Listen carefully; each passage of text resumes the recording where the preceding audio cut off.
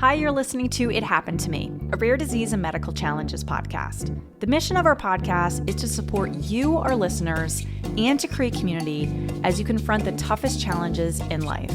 All of us will experience health hardships. The real question is how we adapt. That's the focus of It Happened to Me, which wants to help you overcome limitations and live a full and satisfying life. Drawing on their own health challenges, co-hosts Kathy Gildenhorn and Beth Glassman interview guests who share stories and research to help you succeed in the face of difficult health obstacles. It happened to me. I'm not alone, and neither are you. We are honored to welcome Leslie Waldman to It Happened to Me. Leslie Waldman is Director of Consumer and Physician Engagement at Johns Hopkins Medicine. During the last 4 decades, she has served Johns Hopkins in many capacities, including Director of Strategic Marketing, Director of Competitive Strategy for Johns Hopkins Medicine, and as Director for Public Affairs for the Johns Hopkins University School of Public Health. Throughout her career, Leslie has blended strategic planning and marketing, public affairs, and consumer health education to affect change and motivate consumers towards healthier living. Resulting programs have included community-based screening programs for both Tay-Sachs and lead poisoning, the award-winning health portfolio, A Woman's Journey, and strategic marketing programs for women's health. And there's so much more to her credit. But on that, we'll turn to Beth. Leslie Waldman has a master's in science in health education from the Johns Hopkins University Bloomberg School of Public Health and a BA from the Newhouse School at Syracuse University. Today, we are going to discuss pancreatic cancer with our guest, Leslie Waldman, who was diagnosed with pancreatic cancer 10 years ago. Pancreatic cancer is the 4th most common cause of cancer death in the United States. So Leslie, I want to thank you so much for being a guest today on It Happened to Me.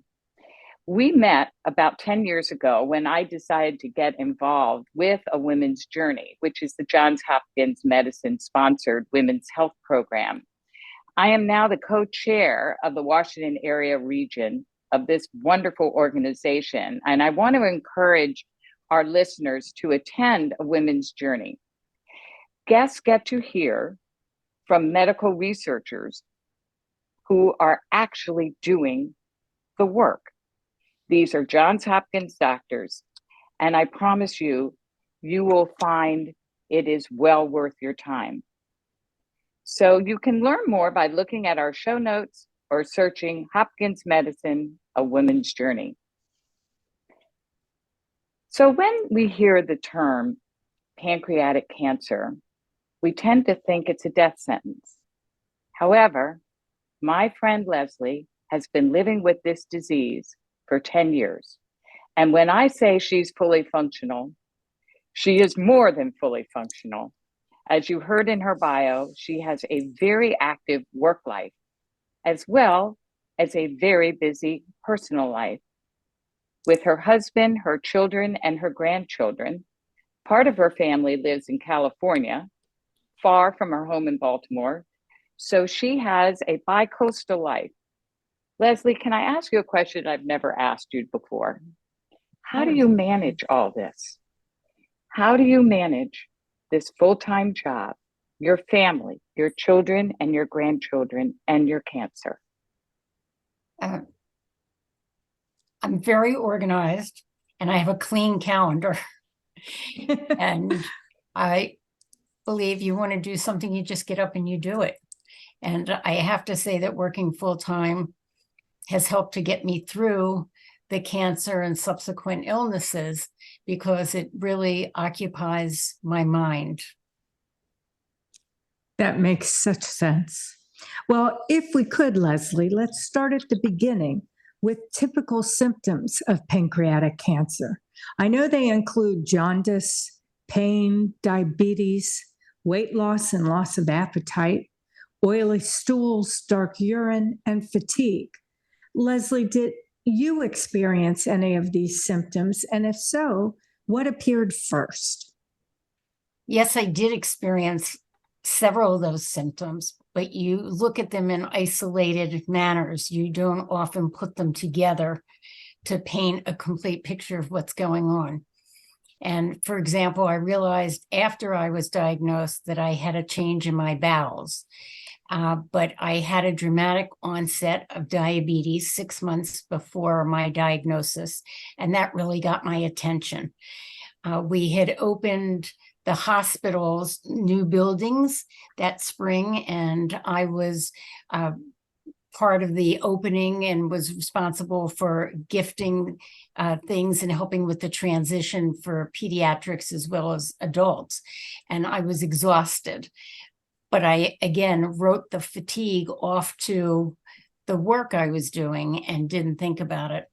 The funny thing is, I lost weight, but I was trying to lose weight. And I thought, finally, after all these years, I figured out the right ratio between carbs and protein. And I figured that that's why I was losing weight before the diagnosis. And then finally, I did become jaundiced the night before I was diagnosed. Wow. Now, pancreatic cancer is difficult to diagnose, as the symptoms listed above could be many other illnesses, and you don't know initially sometimes what's connected and how to lump them all together. But in addition, the pancreas is hidden beneath a number of organs like the stomach, the small intestine, the gallbladder, and the spleen, the liver, and bile ducts. Leslie, did your doctor have trouble diagnosing your illness? I think my diagnosis is a really interesting story. 6 months or so before I was diagnosed, I had my annual well checkup, and I was with my physician. And I said, listen, I've been thinking about it. My parents and a lot of my relatives have had cancer, and often cancers that are difficult to diagnose. And 10 years ago, as head of marketing for Hopkins, when we brought in the heart scan, the thinking was that if you did a CT and looked at the heart and you could see calcification, you could identify those patients who were at risk for heart disease. I was asked to have a full body scan so I could be able to talk about it more intelligently. And so I asked my doctor if I could please have a CT scan. I wanted him to order one because I wanted to make sure that I didn't have any quiet cancers brewing in my body. And wow, that was very great self-initiative. But he denied the CT. He was afraid of me being exposed to too much radiation, which I laugh at after 10 years of CTs, and instead proposed that I have an ultrasound. And it was only later that I learned that you can't really visualize the pancreas very well on ultrasound. So I missed that opportunity. During that exam, they did an A1C, which you know is the average of the blood sugar in your body to detect diabetics. And my sugar level was sitting at 6, which is kind of the threshold. If you're over 6, you're diabetic. Right. Yeah. But 6 months later, I happened to be out in California, and I started getting leg cramps at night and during the day. And my son started buying all the tonic water we could get off of shelves in the grocery store. And I was on a banana diet, and none of this potassium seemed to make any difference. So when I got home, I went to see my doctor. And when I went back to get the results after some lab work, they told me I was diabetic, and I was stunned. My A1C jumped from 6.0 to 13.5. Oh, no. In 6 months. In 6 months? Oh, my goodness. And I wanted to know what caused that sudden jump. And what did the doctor say? The doctor said, let's do some tests and eliminate some things. I said, well, what could it be? What are you concerned about? And he said, I'm concerned about several things, one of which is so horrific, I don't even want to tell you what it was. Of course, that was pancreatic cancer. Right. So I had the lab work, nothing came back positive. And before he prescribed the CT, they began to treat the diabetes, first with metformin. Well, when you have that kind of sudden jump, change in your A1C, it's because your body suddenly stops producing insulin. And so metformin is not going to work. That's really for insulin resistance. Right. So eventually they got me onto insulin, and I was on really excessively high doses of insulin to control the blood sugar. And so I had this diabetes, and once that was under control, I think he stopped exploring what could have been the cause of this. But it really troubled me, and it was difficult to manage. And at that point, I really learned an important lesson. When there's a reasonable possibility of a deadly disease, don't waste time conducting preliminary tests. Go to the definitive test. Had I had a CT at that moment, or 6 months earlier, I could have spared myself the next 2 months when we went through trying to figure out and manage the symptoms I was having. There were questions I was never asked about stool and things like that that are really important in diagnosing pancreatic cancer. And as a matter of fact, last year, I worked with some PhD students at the School of Nursing at Hopkins to try to better educate primary care physicians about the symptoms of pancreatic cancer and to go to a CT immediately. So, which is what your instincts told you to do. Exactly. So 2 months later, in August, right after I had like 40 people at my house for a family reunion, I was really concerned still about the rapid onset of the diabetes. And my symptoms were still troubling, and I was beginning to get some other symptoms. So I developed paresis, which is uncontrollable itching, like coming from the inside of your body. It's horrible. And as I said earlier, the day before I was diagnosed, I looked at myself and saw I was jaundiced. My husband and I had decided that I would go to some other physicians. So that morning, I called my dermatologist, who I knew professionally, and my endocrinologist, who I also had worked with for 10 years and knew professionally. And I said to their offices, I know that you probably don't have any openings to see me today, but I'm coming in. Good for you. You can either book me in and overschedule, or you can wait till the end of the day when I will still be there waiting to talk to the doctor. And so the next morning, I went to see these two physicians. I think immediately they knew what was wrong. They prescribed many of the same lab work. And at 5 o'clock that day, my phone began ringing off the hook because people were telling me my liver function was abnormal and I needed to go to the ER immediately. Oh, my goodness. Oh, wow. Well, how long did it ultimately take then to get the diagnosis? How long were you going through this journey? I would say 2 months from the California incident when the diabetes was developed and my final diagnosis. Wow, and it's so good you took control of your, your health and yourself, and that's such a wonderful, valuable lesson for our audience that many times you are your own best advocate and don't just rely on the doctors. You know, that's the lesson of a women's journey, and that's why this conference has persisted for 29 years now.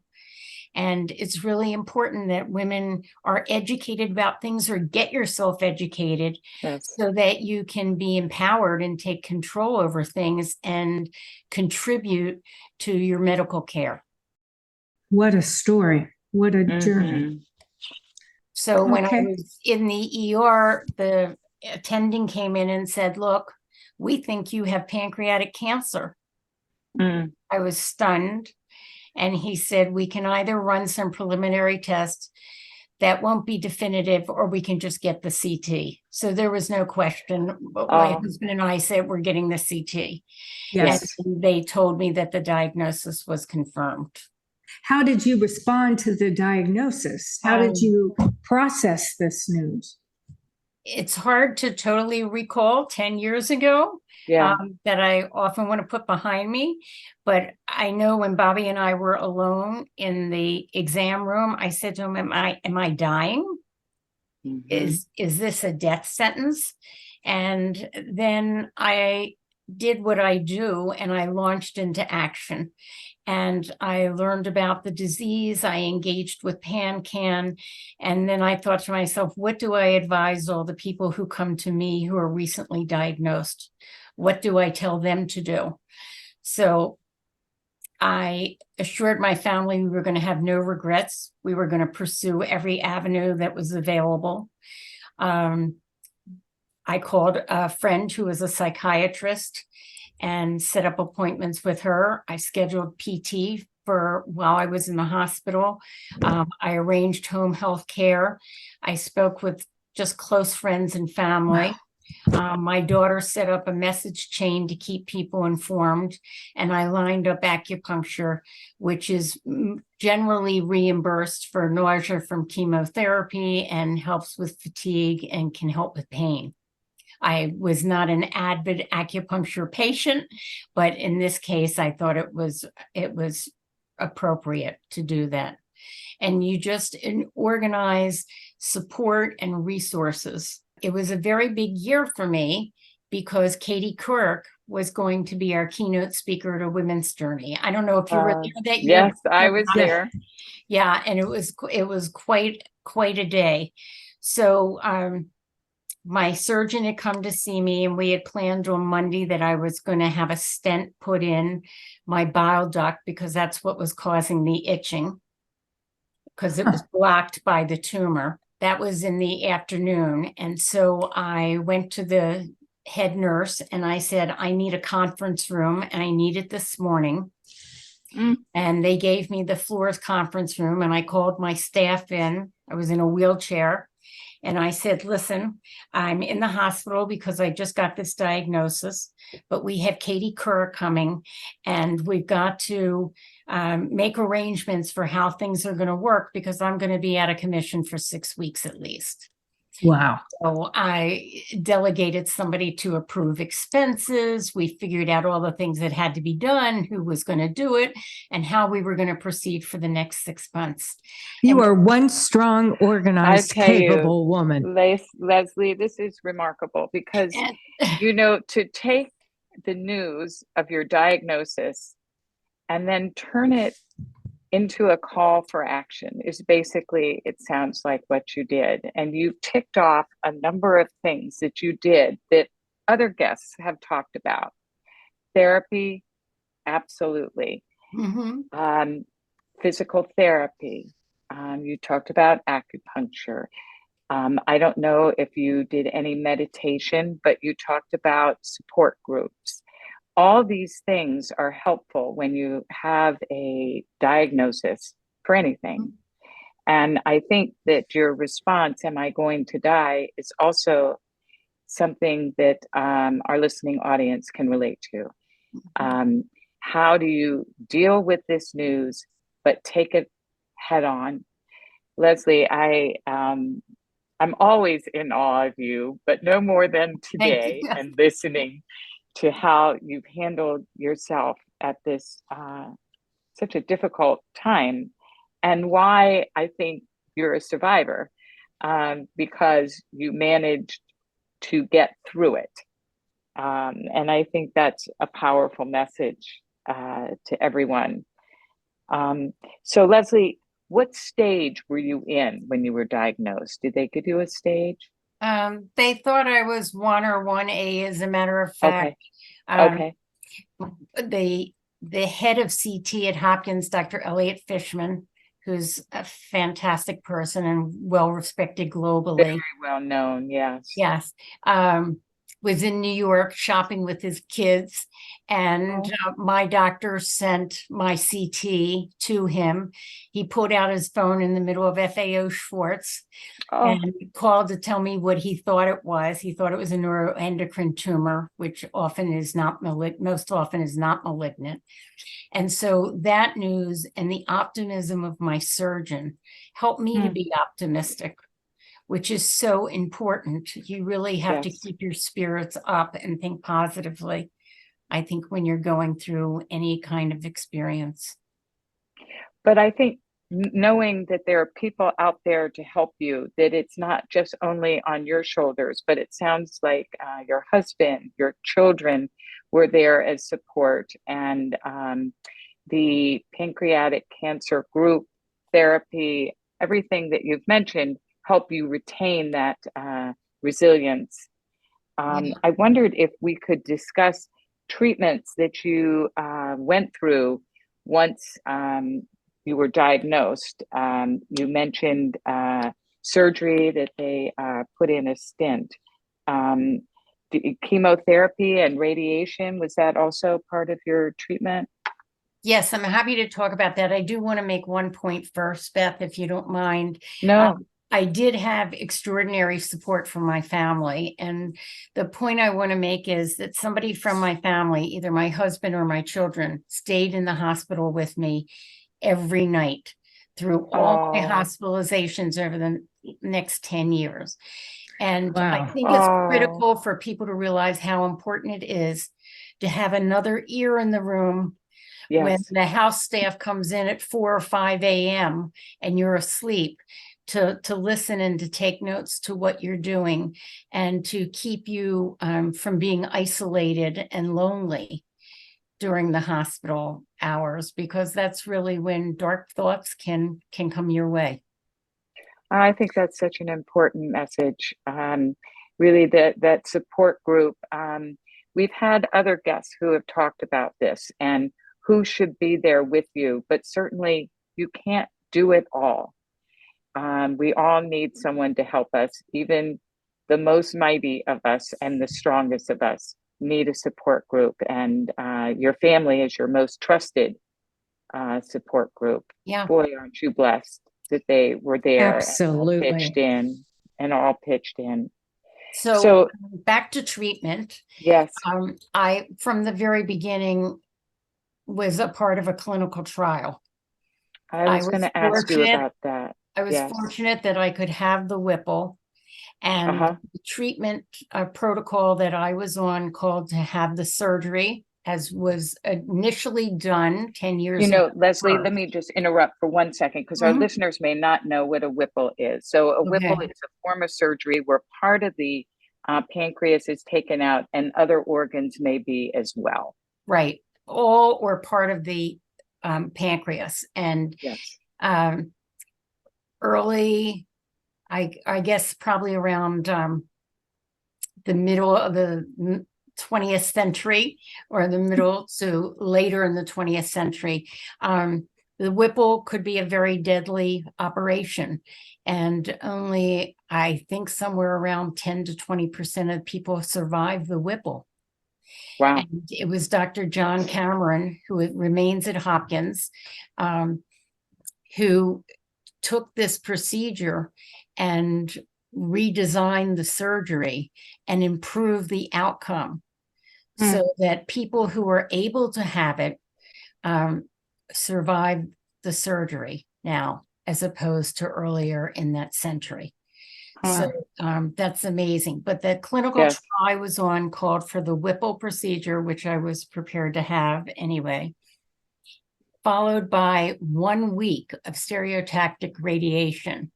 And that multiplies the radiation effect that you have, so that I only needed it for 1 week.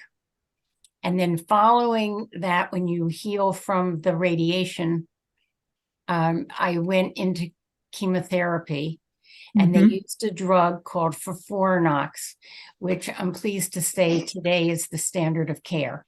And it was isn't a that great? combination of 4 drugs. And then after finishing chemotherapy, you go on immunotherapy that was particularly developed for pancreatic cancer with Dr. Bert Vogelstein and Dr. Liz Jaffe, also at Hopkins. And I was in a trial that was included 3 initial shots of the immunotherapy, and then they were trying to see if a booster shot would be effective. And unfortunately, for reasons I'll talk about later, I never got the boosters. I just had the initial immunotherapy treatment. So we have talked about clinical trials on our podcast, and we've used the term double blind, meaning that one group has the treatment and another group has the placebo. Is that what you experienced in your clinical trial? No, this was a little different. It was a change in the protocol and an introduction of the immunotherapy or the boosters. And they were going to compare the outcomes of those who participated in the clinical trials with those who did not or could not participate in the trials.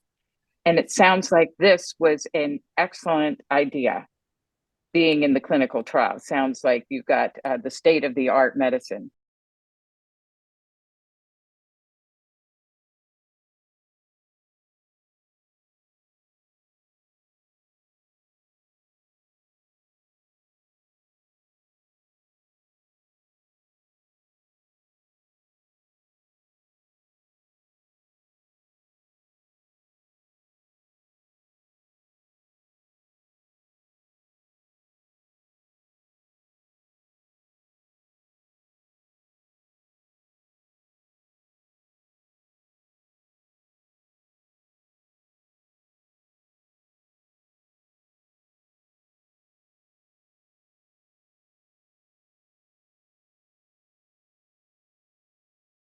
I think for something like pancreatic cancer or many other diseases, clinical trials offer hope. They offer the latest thinking in research. They're tested before they get to large numbers of population in different phases, and earlier phases look to see if any harm is caused by a drug that they're introducing. So I felt safe taking the drug. The question was whether or not it was going to be effective. Whether it be effective, but you would wholeheartedly recommend clinical trials. Yes. Sounds like it was a good experience. Yeah, there's a website called clinicaltrials.gov that lists all the clinical trials going on. And I think it behooves people to take a look at that site and see what clinical trials are available for the diagnosis that they have. Was your trial successful in that? Generally, for pancreatic cancer, this is one of the recommended courses of treatment. So I went through genetic counseling, and I also had my DNA sequenced. And they identified 2 mutations. Mutations often emerge because of what we call epigenetics, where your genes are impacted and can change and mutate because of your environment or your lifestyle. And I always prided myself on exercise and a healthy diet. So I was surprised that that was the case. I bring this up because immunotherapy, they now know, is most effective when you have a heavy mutation load or burden. And the 2 mutations that I have would not really be touched by the immunotherapy, is the thinking now. The genetics of pancreatic cancer, we know that BRCA2 increases your risk of having pancreatic cancer. And there's also well-founded concern among people who have had family members with pancreatic cancer. And Hopkins, and I'm sure other institutions may as well, focus 2 programs, one dealing with family members who have had a first-degree relative who has died of pancreatic cancer. And the other is looking at one of the precursors, or pancreatic cyst. Not all pancreatic cysts turn into pancreatic cancer, but they've been able to identify the DNA that makes the difference. And so you can be followed either in a familial clinic or in one that looks at pancreatic cyst. The other thing I'd add is that after I finished the Gembrax, they had figured that I had insufficient enzymes to replace the role of the pancreas in handling fat and other enzymes. And so they increased the enzyme replacements that I took every day, and I felt fine. But I was still haunted by that growth near the tumor bed, and it was near the SMA, which is a major artery. And the fact, we were all confounded, the fact that it hadn't changed as cancer would. So I went to my oncologist and I went to my surgeon and I said, listen, I'm really troubled by the fact that we don't know what this is. And so we don't know how to treat it. I'd like to have a second exploratory surgery, and I'd like you to see what it is. So they both agreed. My surgeon went in a second time, and he found that the site that everybody was troubled about was really scar tissue, and it was nothing. Oh, for goodness sake. Wow. But he went into surgery with a nano knife, a microscopic little tool, Right. clean up certain areas. And he found in my liver a small site that wasn't showing up on any of the CTs, but it was metastasis from the pancreatic cancer, and he eliminated that. Oh my That goodness. is So amazing. I think that that's why I'm alive today. because of this request to go back in. Yes. And My the goodness. other thing that is really important for people to adhere to is once you've had cancer, you get on a surveillance pattern. And I have periodic CTs to monitor myself. And I've done this since the diagnosis. And I think it's really important to continue to do. It's like having a mammogram every year. Uh-huh. And there also are tumor markers like a CA19 that they run at that time. And is that standard, or is that a Leslie No, that's standard. program? And- Okay. That's standard. The CA19 isn't always a valid marker. It can fluctuate in some people. It can really escalate in some people with pancreatic cancer, and in other people it remains unchanged. But it's another piece of documented evidence. And I learned earlier today that they're now working on circulating DNA as another tool to help look to see if cancers return. So Leslie, after having these treatments, what were the side effects? Well, the FOLFIRINOX is a combination of 4 drugs. Yeah. One of them is irinotecan, which can cause cold reactions. Oh, So I will say for the 6 months that I was on the chemotherapy, I never opened my refrigerator, oh, and I was careful not to drink anything cold. I was fatigued. You get into a rhythm where you know this chemotherapy, I'd be in the hospital all day on Wednesday. And then at the end of the day on Wednesday, they would package it up and give me a little fanny pack, and I'd go home with the chemotherapy for the next 2 days. And at the end of Friday, a nurse would come and would take the chemotherapy off. amazing. So you did it to yourself. So Yeah. it was like every 2 weeks I was My on goodness. treatment. And I came to know that on the Monday after the treatment, I was flat. I wasn't going to be Just- able to do anything. I was Uh-huh. totally exhausted and fatigued. And you planned for that. Yes, I planned for that. I never threw up from the chemotherapy, and I attribute in part the acupuncture for that.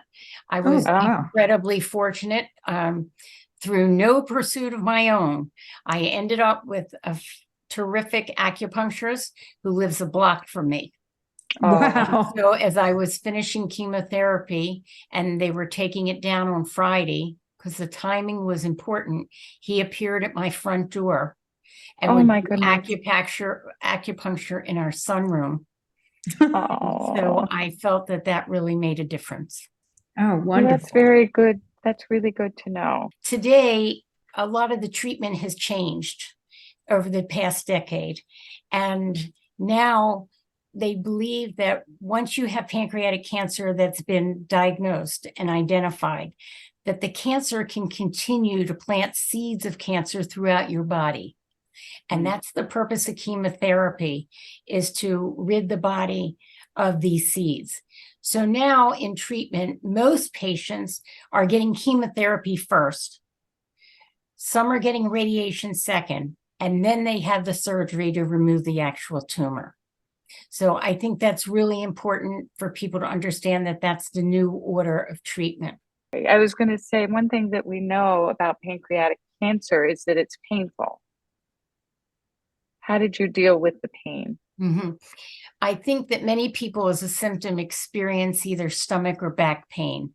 And I had not proceeded to a point where I was experiencing that pain. I think the acupuncture helped. I didn't experience tremendous pain except for the recovery from the surgery. And of course, they will use ice packs or heat packs initially, and different kinds of medications or drugs to help treat the pain initially. But once I was home, I was pretty much pain-free. Oh, good. Well, that's very good. So Leslie, you also lost your hair. I finished treatment with the chemotherapy in May as my peonies appeared out front. And I had to wait 6 weeks before I could go on to the immunotherapy. So during that period of time, we went to visit friends who have a house in Maine. And we drove up to Maine, and I thought I must have eaten too much lobster and too many blueberries. Because on the way home from Maine, I started feeling not well, and I got pain in my stomach, and I was very uncomfortable. And so when I came back, I had, of course, the immunotherapy shot, and then they thought perhaps I had some reoccurrence of the cancer. I see. And there was a site around where the Whipple had been performed that looked like extra tissue. They didn't know if it was a tumor or not. So the radiology thought I had recurrence. The oncologist said the only thing is that if it was cancer returning, it would be changing. It would be growing. We'd see different cells. We're not seeing any of that in your CTs. So we don't really know what it is. But we decided that I should go on another round of chemotherapy. And this time I went on Gem-Brax, which is gemcitabine and Abraxane, which were the standard of care at that point, which I hadn't had. And the Abraxane, which was originally developed out in California for breast cancer, is what caused me to lose my hair. And all I can say is that Leslie had the most wonderful wig, as beautiful as she is now. She was beautiful with her wig, and she kept coming to meetings. Nothing stopped her. You're just a hero in my eyes. Leslie, I wanted to ask you your advice for people who are listening. There's no screening for pancreatic cancer, and you've talked a little bit about being aggressive. So what advice would you give to our listeners? And this is also, as you say, advice we give to our guests who come to a women's journey as women to advocate for ourselves. What would you say to our listeners? I have a couple of messages. I think that you need to obviously be proactive. I think that it's really important to take control. You need to be at a center with a specialized team. I think that's important. Easy to go online and put in pancreatic cancer or any other disease and see where a lot of the research is conducted and a lot of the work done. When I say specialized team, I don't mean a website that just says, come see our specialized team.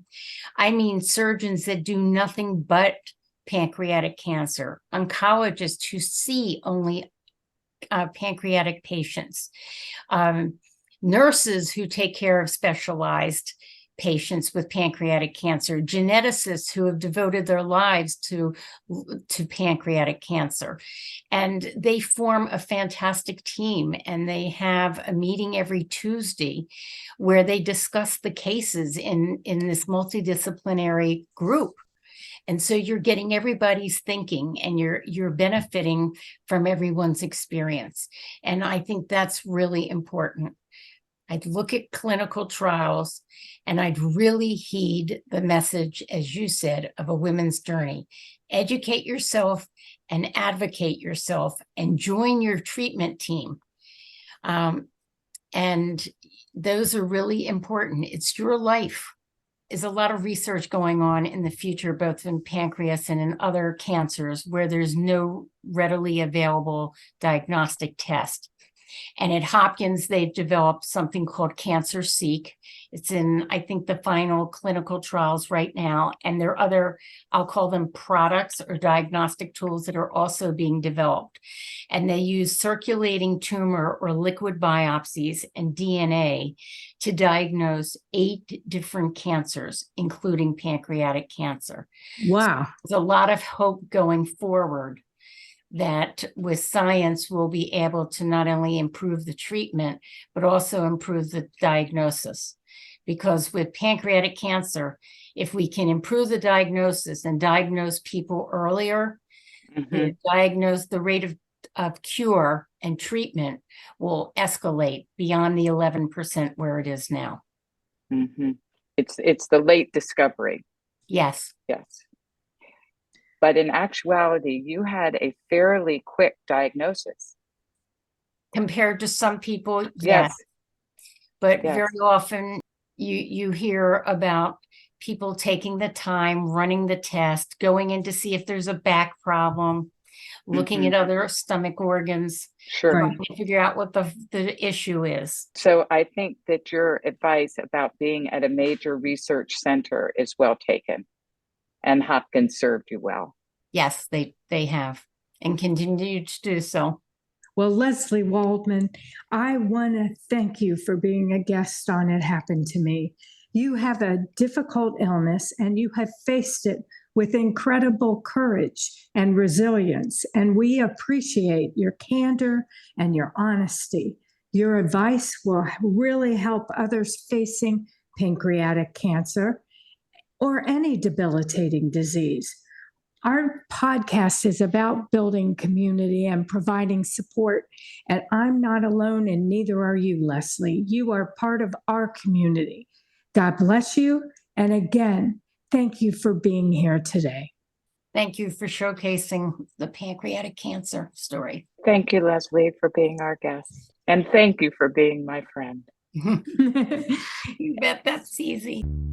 Thank you for listening to this episode of It Happened to Me. We encourage you to learn more at ithappenedtomepod.com. Please use the contact form on our website to submit your guest suggestions, comments, questions, ideas, and feedback for the show. You can also email us directly at ithappenedtomepod@gmail.com. We would really appreciate it if you can leave us a 5-star rating and review on your podcast app like Apple or Spotify. This helps others in the rare disease and medical challenge community find us. It Happened to Me is created and hosted by Kathy Gillenhorn and Beth Glassman. I'm Keir Deneen from DNA Today, and I serve as our executive producer and marketing lead. Amanda Andrioli is our associate producer. Ashlyn Anokian is our graphic designer.